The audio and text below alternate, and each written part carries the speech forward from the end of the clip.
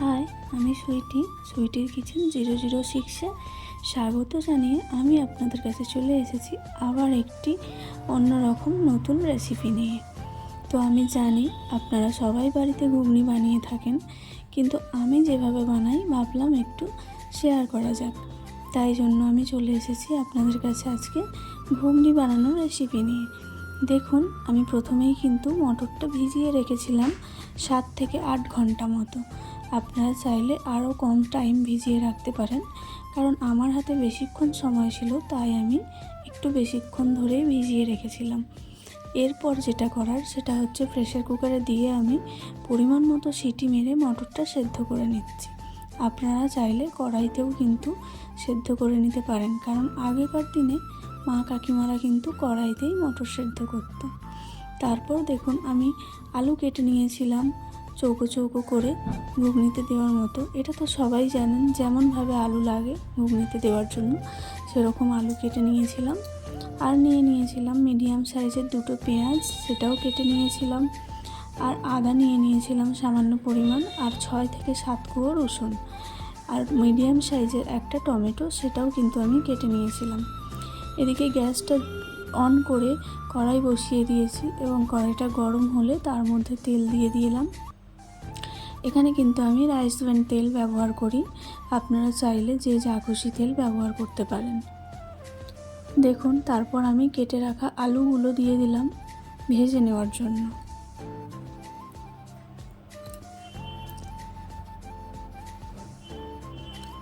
আর এদিকে আমার আলুগুলো ভেজে নিচ্ছি, আর এদিকে মটরটাও কিন্তু সেদ্ধ হয়ে গেছে। এই যে দেখুন, মটরটা কিন্তু খুব ভালো করে সেদ্ধ হয়ে গেছে, তাই আমি প্রেসার কুকার থেকে একটা চুবড়ির মধ্যে ঢেলে নিয়েছি যাতে জলটা বেরিয়ে যায়। ওদিকে মটরটা তো সেদ্ধ হচ্ছেই, হয়েই গেছে। আর আলুটা ভেজে নিচ্ছি, তার সাথে ওই সেদ্ধ করে রাখা মটরটাও কিন্তু আমি একটু নেড়ে নেওয়ার জন্য দিয়ে দিলাম। মটর আর আলুটা হালকা পরিমাণ ভেজে নিয়ে নামিয়ে নিলাম। এবার কড়াইতে তেল দেওয়া আছে, আরও একটু তাতে পরিমাণ মতো তেল দিয়ে দিলাম, আর সামান্য কয়েকটা দানা চিনি দিয়ে দিলাম যাতে কালারটা সুন্দর আসে। এই চিনিটা তেলের মধ্যে ভালো করে ভেজে নেব। তেলের মধ্যেই যখন তেল হয়ে ভেসে উঠবে এই চিনিটা, তখনই কিন্তু আমি অন্য মশলা দেব। দেখুন, চিনিটা তাই ভালো করে ভেজে নিচ্ছি। আর এদিকে আমি দিয়ে দিয়েছি 2টো তেজপাতা, দিয়ে একটু কিছুক্ষণ ভালো করে নাড়াচাড়া করে নিচ্ছি। দেখুন, চিনিটাও কিন্তু ভালো করে তেল হয়ে ভেসে উঠেছে। এবার আমি কেটে রাখা টমেটোগুলো দিয়ে দিলাম ভালো করে নেড়েচেড়ে ভেজে নেওয়ার জন্য।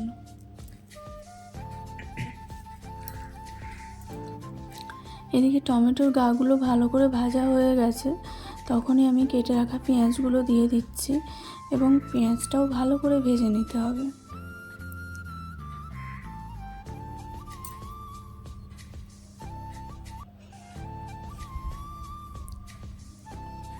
কিছুক্ষণ ধরেই পেঁয়াজটা ভেজে নিচ্ছি। আর ওই যে চিনিটা দিয়েছিলাম তেলের মধ্যে, চিনিটা যে ভাজা হয়ে গিয়েছিল, দেখুন এখনই বুঝতে পারবেন পেঁয়াজটা কিন্তু দেওয়ার পরই একটু ব্রাউন কালার ধরে নিয়েছে। হ্যাঁ, তরকারিতেও কিন্তু এরকমভাবে চিনি দিলে, যে কোনো তরকারিতে যে ঝোল করুন বা গ্রেভি করুন, তার কালারটা কিন্তু সুন্দর একটা তেল ছাড়া কালার হবে, মানে মনে হবে যেন তেল ভেসে আছে অল্প তেলেতেই। দেখুন, এরপরেই আমি বেটে রাখা আদা রসুনটা দিয়ে দিচ্ছি। আমি কিন্তু আদা রসুনটা বেটে নিয়েছিলাম শিলনোড়ার সাহায্যে। আমি কোনো রকম মিক্সিতে মশলা বাটি না, এখনও কিন্তু আমি শিলনোড়াই ব্যবহার করি। তো দেখুন, এদিকে আদা রসুনটাও দিয়ে দিলাম পেঁয়াজ টমেটোর সাথে। এবার ভালো করে আদা রসুনটা ভেজে নিতে হবে, না হলে কিন্তু কাঁচা গন্ধ রয়ে গেলে একদমই ভালো লাগবে না। দেখুন, আমি আদা রসুনটা ভেজে নেওয়ার পরে এখানে লঙ্কা, হলুদ আর পরিমাণ মতো লবণ দিয়ে দিলাম।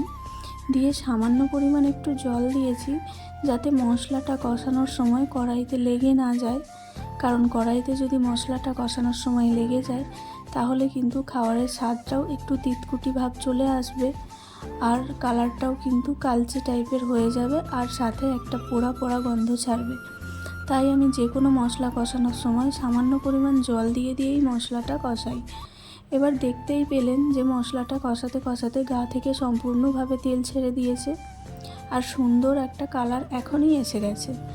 ওই মুহূর্তেই আমি ভেজে রাখা কড়াই মানে মটর আর আলুটা দিয়ে দিলাম। দিয়ে এবার খুব ভালো করে মটরের সাথে আলুর সাথে মশলাটা একটু নেড়ে চেড়ে নিলাম, কারণ যেহেতু মশলাটা পুরোপুরি ভালো করে কষানো হয়ে গেছে তাই বেশিক্ষণ আর নাড়ার প্রয়োজন নেই।